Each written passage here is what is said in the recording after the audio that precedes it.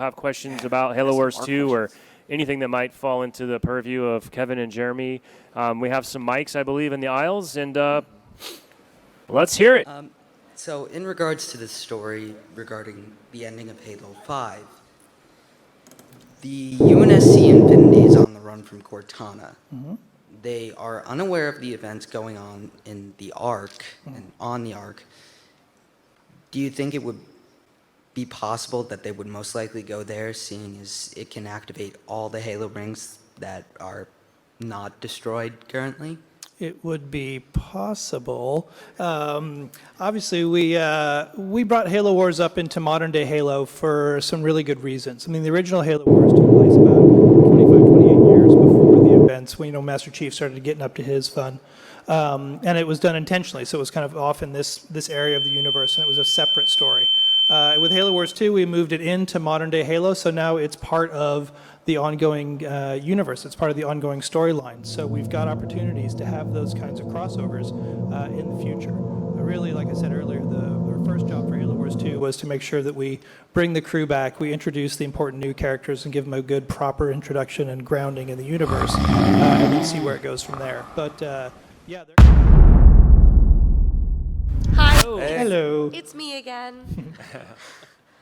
So you guys know I love Halo. I will always love Halo. But I have to ask, do you have a response to fan complaints that the story quality, especially in Halo 5, is not what it used to be? That's a complicated question. Thanks for pointing that over here. You only have like 2 minutes. Yeah, it's hard just because there's so much history that we all have with Halo and kind of what we all look to Halo to represent to us from gaming, like from escapism, from action, from character immersive experiences. And, as a studio 343, we appreciated all the history that came in with Halo, taken over from Bungie, and the great job that they started, Halo 1, 2, 3, Master Chief, obviously.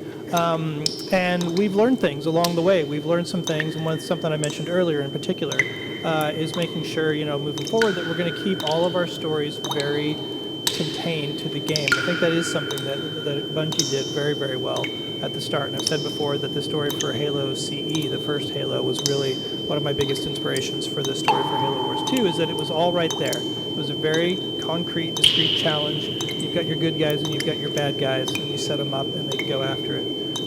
And that you didn't need to read a bunch of books on the outside, and you didn't need to understand where every character came from in their entire backstory.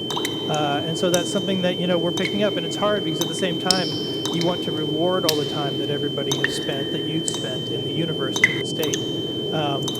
So I suppose that's a long-winded answer of we're always going to try to improve. We're always working. We're always paying attention to what everybody here and everybody out there is saying about the stories, the things that we do well, the things that maybe we didn't do so well, and hopefully next time we'll do a little bit better. So we know the responsibility that we have in maintaining the Halo universe, and we take that really seriously.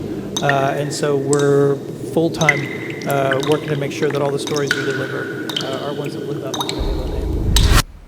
Okay, thank you. Thanks. Thank you. Hi, guys. Going back to the DLC, how many leaders should we be expecting, and how often should we be expecting new content? We just gave you fire. You're not cool with fire? It's the motherfucking Eagle Double G. Snoop Dogg.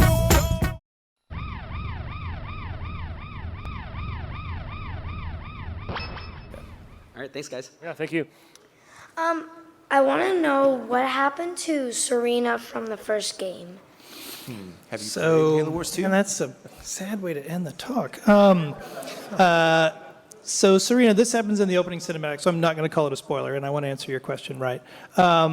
In the Halo universe, Serena was a smart AI, and in the Halo universe, smart AIs can only live for about 7 years before they... I know that. You know that. Okay. So anyway, so if you do the math from the end of the first Halo Wars game, Serena is way past her 7-year lifespan. So in that opening cinematic of the game, there's a recording that she's left for her captain. And she had to take care of her own arrangements, she says in that, as if she didn't want to put the captain through having to kind of kill his friend. So it's a little dark, and I'm sorry, for that in hindsight. But it's something where we wanted to follow the rules of the universe and also put Cutter in a situation where he kind of needs some help. And then he runs into this new AI named Isabel, and they work things out. I also wanted to say the thing about having Sergeant Forge in the skirmish or the thing where you could play with him in Halo Wars 2. I do know the only thing that's a little bit annoying about him is when you keep pressing the Y on the enemy in the first game, he was like ramming, like he kept saying ramming, rolling, because, that's... Yeah, no, I know. Writing those lines for the battle voiceover for those characters is an interesting art in video games because when you have to come up with 37 different variants of ramming or grenade or I'm on fire for Kinsano, it gets a little weird after a while. So we're always balancing. I mean, the real gameplay answer on that is you have to balance how often you hear that, because as a player, you hit a button, you want to have confirmation that you did it, and your unit knows what they should get up to. But you don't want to do it too much, because after a while, you're just like, Forge, shut up, I get it. So, yeah, so it's always a balance, and hopefully we have enough ramming for you. But are you going to have that dialogue in the Halo Wars 2? In Halo Wars 2? I think it just says ramming all the time, I think right? just ramming, just everything, Constantly. ramming, like base deployed, ramming, All units, everything. say. Yeah. All units. So Yep. Thank you. We're getting red flashing lights, which means we've gone The over timer's our time. angry But with I'll tell you what,